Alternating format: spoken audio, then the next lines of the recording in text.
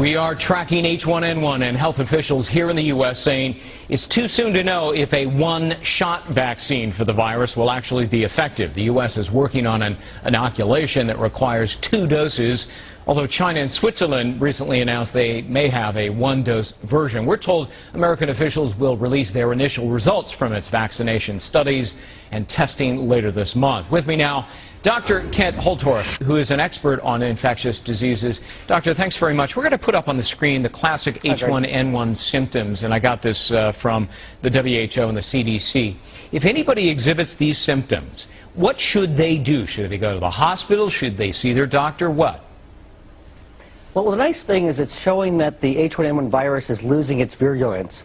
So we saw this as it came through Mexico. It lost its virulence in that the symptoms were much more mild. And that's what seems to be happening as it's making its way back through as a seasonal flu.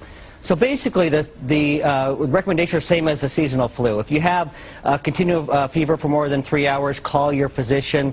If you have recurrence of fever after it goes away, if you have a high risk, including small children, consider calling your physician. Yeah. If you do have, let's say, a kid turns blue, has blue fingernails, go to the emergency room.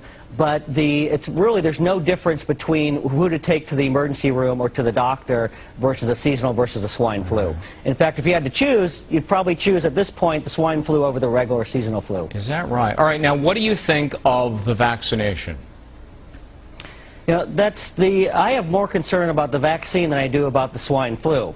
It's been rushed to market. There are high levels of adjuncts which basically make it more potent, so they can, it's kind of an unrefined method that they use. They had to use these high levels of these adjuncts, including thimerosal. It's an antiseptic preservative, and hasn't that been linked in some cases to autism?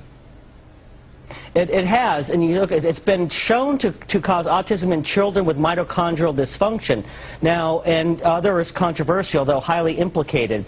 And the problem is you don't know if your child has mitochondrial dysfunction. I also worry about children and people who have blood-brain barrier dysfunction or it's not fully developed, which include children, pregnant women, chronic neurological illnesses, and chronic fatigue syndrome and fibromyalgia. I've seen these people have been devastated by these infections. All right, would you give it to your kids?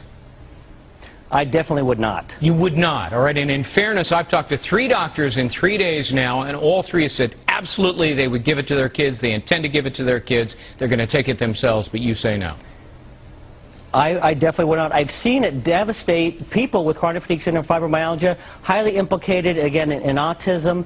I think you're rolling the dice. It's a proven neurotoxin. It has 25,000 times the level of mercury than would be considered toxic if it was a food or water.